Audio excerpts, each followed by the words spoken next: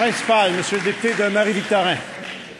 Monsieur le Président, le plus gros contrat de l'histoire navale canadienne, un contrat de 35 milliards, a été lancé par le gouvernement fédéral. 5 chantiers canadiens ont été présélectionnés. Le chantier de Lévis en fait partie. Or, aujourd'hui, il y a un enjeu, c'est la date limite pour démontrer la solvabilité du chantier. Sans ça, le chantier maritime de Lévis ne pourra pas participer à l'appel d'offres. Notons, Monsieur le Président, que les travailleurs de Lévis ont fait leur part en ratifiant une nouvelle convention collective. Monsieur le Président, cette question, elle va bien au-delà des lignes partisanes. C'est l'intérêt du Québec et l'intérêt des travailleurs de Lévis qui est en cause ici. Est-ce que le ministre peut nous donner la garantie que les chantiers maritimes de Lévis pourront participer à l'appel d'offres fédéral de 35 milliards? Monsieur le ministre du Développement économique. Monsieur le Président, je remercie le député de Marie-Victorin pour sa question. Comme vous savez, Monsieur le Président, le gouvernement fédéral, au cours des prochains mois, s'apprête à octroyer le plus gros contrat de l'histoire militaire canadienne. On parle de 35 milliards de dollars. Et évidemment, nous sommes mis en mode action et solution pour s'assurer que le chantier Lévis, qui est la plus grosse cale sèche au Canada, pourra être retenu. Donc, Monsieur le Président, au cours des derniers mois et particulièrement au cours des dernières semaines, nous avons poursuivi des discussions intensives. Je tiens à remercier également la coopération de mon collègue député de Lévis, mais aussi les travailleurs, où que dans le fond, on a eu, en l'espace d'une semaine, une entente qui est intervenue entre le constructeur européen Fincantieri avec le syndicat pour pouvoir avoir un nouveau modèle d'affaires. Parce qu'on sait que dans le dossier de Lévis, qui a quand même plutôt une mauvaise réputation au cours des dernières décennies, c'est important de revoir le modèle d'affaires, Monsieur le Président, parce que nous, on veut pouvoir que Lévis soit retenu, mais qu'il y ait aussi une offre de services qui soit compétitive. Donc, Monsieur le Président, je tiens à rassurer le député de Marie-Victorin. Il y aura un document qui sera déposé aujourd'hui au fédéral et nous sommes très confiants qu'on va pouvoir être retenu. Merci. Complémentaire, première complémentaire, Monsieur le député de Marie-Victorin. Monsieur le Président, ça a pris beaucoup de temps au ministre à répondre à la question. Là, au moment, ben oui, mais là, il aurait pu commencer par la fin, ça aurait fait pareil, là.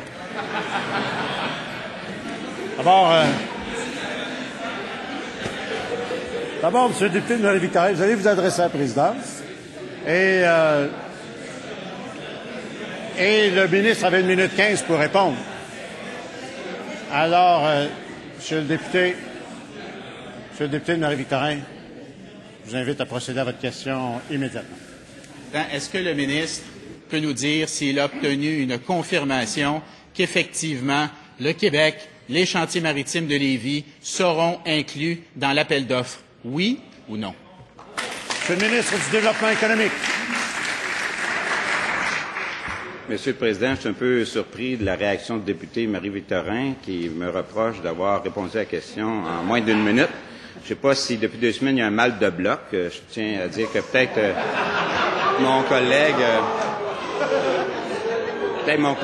ministre de la Santé pour offrir une certaine médication.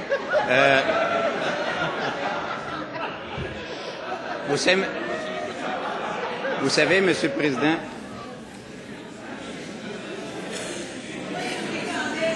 Monsieur le ministre, je vous invite à aller directement à la réponse.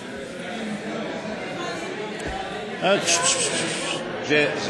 toute amitié, Monsieur le Président. Ça va?